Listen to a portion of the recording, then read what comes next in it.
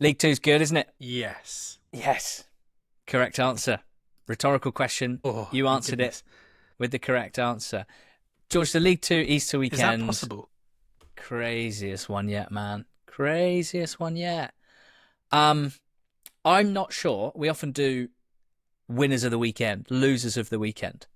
I'm not sure there's ever in the history of NTT20 been a bigger winner of a weekend than Doncaster Rovers Easter 2025. Let me explain that.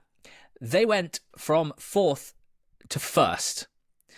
They went from 4 points off the top to a 1 point cushion to 2nd and a 4 point cushion to 4th. They were the only team in the top 8 pre-weekend to win a football match over the weekend. So top 8 in League 2, 16 fixtures between them, 2 wins, both from Donny Rovers. Incredible weekend. And knowing the way that League Two works, they will lose to Bradford on Saturday. It's been ridiculous. And they were, I think that it was probably the manner of the 2 wins that's been most impressive. Like League Two's been waiting for someone to come along and grab it and shake it and say, you are mine. The person that has done that, it's Doncaster Rovers, but it's Luke Molyneux who has done that. He scored a hat-trick on Good Friday, and then he pulled off 2 magnificent assists for the first 2 goals against Colchester, the second of which for Jordan Gibson in particular was sensational. It was also his run down the right-hand side that created the goal to win it, to make it 3-0. He's someone who I often get frustrated with when I'm watching him live because I feel like he just gets on the ball, drives forward and shoots consistently. He's one of those players that if you just watch highlights, you think he's incredible. And you watch him and he can be frustrating, but his pure quality on the ball and his creative qualities, in particular in this game, I think sets him apart at the level. And he has to be the outstanding player in League Two this season. And to pull out these 2 performances and blitz teams, blow them away, a Tranmere side fighting for their lives, a Colchester side who needed points to finish in the top 7. You know, they're the likely champions now, and it'll be these 2 performances and these 2 results that will get them there. And Molyneux rightly being the goal scoring talisman in one of them, or the goal scoring hero, and then the creative force in the other. And all season, and yes, you can say this about any team that you can pluck out of a hat in the top part of League Two, but all season it has felt like Doncaster have been broadly 7 out of 10, 8 out of 10. We've not seen a level from them that we thought they could hit. Well, that we knew they could hit. It's actually quite difficult in a weird way to head into a season when in very recent memory you've won 10 league games on the spin, which was the case about this time last year. When you've done that, expectation levels are absurdly high for obvious reasons because we've all seen you do it. We picked Doncaster to win the league in our 1-24s. If they do that and Leeds win the championship, we'll have got all 3 right, which is a bit of fun. And that was partly the reason. And it seems insane to say, sitting here with the team top of the league, but there have been large swathes of this season where I've felt like they're not hitting the level that they should be hitting. In winning 3-0 at Tranmere, in beating Colchester by 3-0 in the biggest weekend of the season, where everyone around them is still scrambling around, trying to dig a performance and a result out the dirt and coming up empty in the main. You have to say they've hit their straps at the right time, even if, you know, the output of goals is all leading back to one man, Luke Molyneux, as you've mentioned. In the interest of giving a shout out to some other Doncaster players, and it's difficult to do when they've got the player of the season and someone whose goals and assists have been so valuable and so clear. I do like his partnership with Jamie Sterry. I've always liked Sterry since watching him live. I think at Crawley when he's playing for Hartlepool, I think he's a really smart player. He's not someone that provides loads of fireworks, albeit actually his goal and assist return is pretty good for a League Two fullback. I would suggest 6 assists and 2 goals this season. But it's his partnership and his understanding with Molyneux that's impressive. And as you mentioned, Molyneux's the type of guy that receives the ball 30 times a game and goes 1v1 against his fullback. And Sterry is, I think, quite smart at knowing when to invert and basically tuck inside, allowing the passing lane to be opened up for Molyneux and kind of create the space for him to go 1v1 against the fullback and bring others inside. And also, does plenty when he does get on the overlap and delivers. So wanted to shout out Sterry, but mainly I wanted to shout out the captain, Owen Bailey, who I believe has played every single minute for Doncaster this season. Pretty sure he might have played every single minute for Donny last season as well. They bought him from Gateshead. He's a former Newcastle youngster who had a really tough time with injuries in the early part of his senior career. But whether it's at centre mid where he plays most of the time, or in this case filling in at centre back because they've got such insane absences, Alowu and McGrath and Wood missing here. So filling in next to Anderson for these games and playing perfectly well, good on the ball, works hard, good defensively. I want to shout out Owen Bailey because I think he's one of the more unsung players probably in the entire EFL. 5 goals and 5 assists this season as well for Bailey. So everything came up Doncaster Rovers. Let me give you a snapshot of what the league table did over the weekend, how it changed. So Doncaster, as discussed, from 4th to 1st, 72 points up to 78 points. Second is Port Vale, who got 1 point from their 2 games, and that came courtesy of an injury time equaliser against Grimsby from 2-0 down. They'd lost previously to Carlisle, 3-0 down in that game, brought it back to 3-2, lost on pens. Bradford, they got 2 points, 2 draws from 73 to 75 points from 2nd to 3rd. Walsall, 2 points from their 2 games, from 3rd to 4th, 72 points to 74. Donny, as discussed, 4th to 1st. Wimbledon, 5th, 1 point from 2 games. Notts County, 6th, 1 point from 2 games. Grimsby, 7th, 1 point from 2 games. Colchester, 8th, 1 point from 2 games. I haven't glitched here. I'm not a stuck record. That will happen at some point, but it's not today. It's a genuinely bizarre state of affairs, George. There's loads of reasons for why the top of League Two looks like this. The gaps between teams in terms of budget is much smaller. The quality of the squads that they're all able to put together is much smaller. The consistency levels of the players at 4th tier level is not as good as it is upper level. The quality of the managers are not as good as it is upper level. But it is still nuts that this is happening, right? And it can't all just be like, oh, they're struggling with the pressure of it all.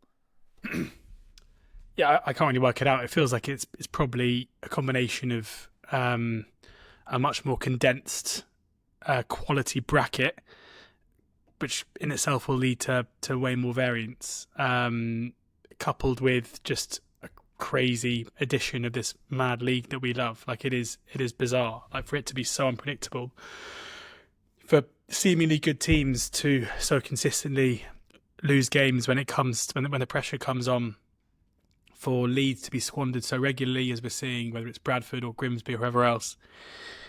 We've been saying, it's kind of been our tagline over the last couple of months. Like, this is the most unpredictable league in the world. This is the league that everyone thinks the Championship is. This is the one where you can't really predict what's going to happen. And almost logic goes out of the window and whatever should happen doesn't happen. With Walsall, it wouldn't be that surprising if they were to end up winning the league. Like, if they win both of their games, Bradford beat Doncaster, for that to happen isn't that extraordinary. But similarly, they could lose both of their games and end up finishing, 6th? Like, it's so unpredictable, and I'm sure that between now and just the 180 minutes plus stoppage time that we've got over the games, things will happen that we can't believe. And I would have no confidence in any way. We tried to predict the league table before Easter for NCT20.com, and already what we said looks pretty stupid.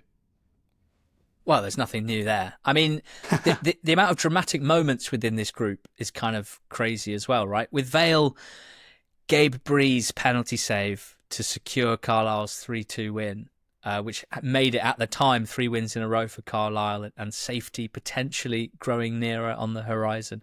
An iconic penalty save from an academy goalkeeper that's punched his way into the first team this year. Denied Port Vale. Vale are then 2 down against Grimsby at home and come back and level things in injury time.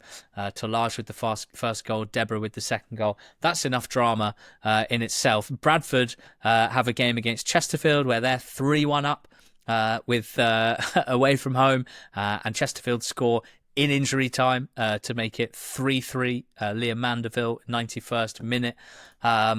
Walsall we'll come on to in a second. Wimbledon, as is kind of in keeping with the way that the team are, there weren't that many fireworks really. A 0-0 draw with Chesterfield and a 1-0 defeat at Gills with a goal just after the hour mark. A nice finish from Joseph Body.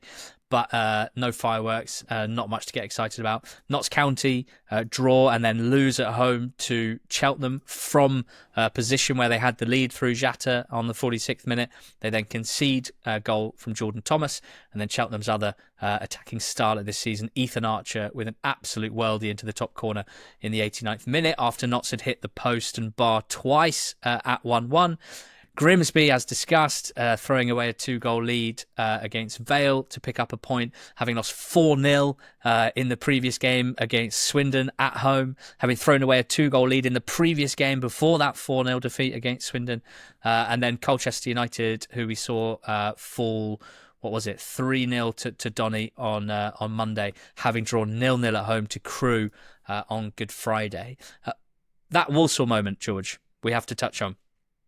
Oisin McEntee scoring at the back post in the 100th minute, sparking wild scenes as it would have sent Walsall top of League Two as they were the early kickoff ahead of the 3 o'clocks. If the goal goes in, they would be third rather than first or second, but they'd be in the automatic promotion spots. Disallowed very, very late for what was undeniably a handball. Which chucked up quite an interesting scenario where I've seen quite a lot of complaining from the Walsall side, not about the decision itself, which literally cannot be argued with, but the fact that they were allowed to celebrate for so long and the flag, that the goal wasn't disallowed earlier. I wonder if you have any stances on that. No. I mean, no. I mean, the linesman should have flagged, and I can't really work out why he didn't, but I mean, it's... Obviously, there isn't like a statute limitation, so it's like, oh, well, they've celebrated, so I think we better get back and kick off, lads. I mean, it's obviously annoying, and I can understand why it's annoying, and to live, that we don't have VAR in the EFL, thank God, and that means that fans shouldn't probably have to live through that kind of experience. I mean, I can't. I was already, cards on table. I've got a bet on Walsall to win the league at a big price. I watched this game. I wasn't neutral. I wanted Walsall to win. I was exhausted by the time the 3 o'clock kickoffs even started off the back of this game. Oisin McEntee had already done something that was pretty annoying in injury time for Walsall fans and me, where they had a corner, massive opportunity. They're good from set pieces against 10 men. And he just wrestled Driscoll Glennon to the floor, like so obviously. Just there was a bit of argy-bargy. He's grabbed him around the neck and just threw him on the ground. And before the corner even got anywhere near the box, the referee blew correctly for a free kick against him. Like to do that in like such a massive moment, to be so stupid, to commit that kind of foul, like rattled me to start with. And then the last play of the game, the ball comes in, and I mean, in fairness, I can't work out what he's doing because like. The ball's just there to be headed in the back of the net, and instead of heading it, he kind of puts his arm out and disguises it as if he's headed it and puts it in the back of the net. You can tell very quickly that he knows, because Walsall players all get up and run around him, and he lies on the ground for a beat too long, and then in amongst celebrations he's like running down smiling. But I think if he heads at the back of the net, you're going to see a very different reaction from him. And as soon as it's disallowed, there's no complaints whatsoever from him at all. I can't work out why he hasn't headed it in. I guess maybe the desperation of just wanting to make sure that it goes in, of just wanting to make sure that ball goes in the net, means in that split second he just does anything he can to make sure that it does. There's obviously the post is there, and Townsend, the keeper's there, and whether he's trying to take evasive action to make sure he doesn't just throw his head at the post is possible. But either way, it feels like a moment of madness that could well cost Walsall their place in League One next season. And this is a Walsall side who've had just such immense trouble winning games of football, and to have it served up on a plate for them like that, and to throw it away, literally throw it away, I mean, that's got to hurt. Yeah, can't argue with that. The upshot is that Salford and Chesterfield pretty much in spite of themselves, are still in contention for a playoff spot. Salford are 1 point off Grimsby. Colchester are above them. Their goal difference is +8 and Salford's is +7. So very, very similar. Grimsby's goal difference is way worse than Salford's and Colchester. And Chesterfield are 1 point behind Salford, so 2 points off the playoffs with the best goal difference of the lot by a significant margin. What's mad is that Salford, who got a great win on Monday against Morecambe, had lost at home to Accrington on Good Friday, a game that they were heavily favoured to win, on basically any measure, should be beating Accrington at home. And if they had, they'd be inside the playoffs with a 2-point cushion to 8th spot, to 7th spot rather, which is pretty mad. They didn't. They then turn up and beat Morecambe. They're still in it.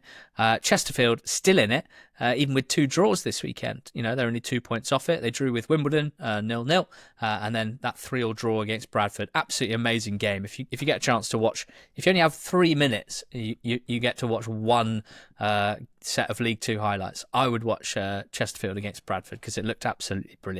So still plenty up for grabs in terms of the playoff spots. Notts County got to buck up their ideas because if they lose both games, they'll probably end up falling out of the playoffs. Who's going to be in them, we don't know.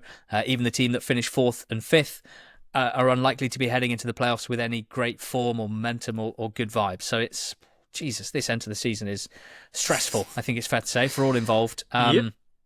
It's been a stressful couple of years off the pitch for Morecambe, George. It has eventually bled into things on the field. This team that have had, I think it's 15 years as an EFL club, which, considering the size of the club and the fan base, is an incredible length of time to massively punch above their weight. Not just staying in the EFL for this time, having spent most of their life as a non-league club up to that point, but reaching League One and staying up in League One for a season as well. It's been an amazing story of resilience and of, to use the phrase again, punching above your weight. But it ends and they're relegated to non-league after that defeat against Salford. Yeah, very sad to see Morecambe go. That club, that incredible season getting out of League Two, so impressive. And it was also just sad to see, as you say, the kind of the main man in that, Cole Stockton, being the person that delivered the final blow, scoring the goal to make it 2-0,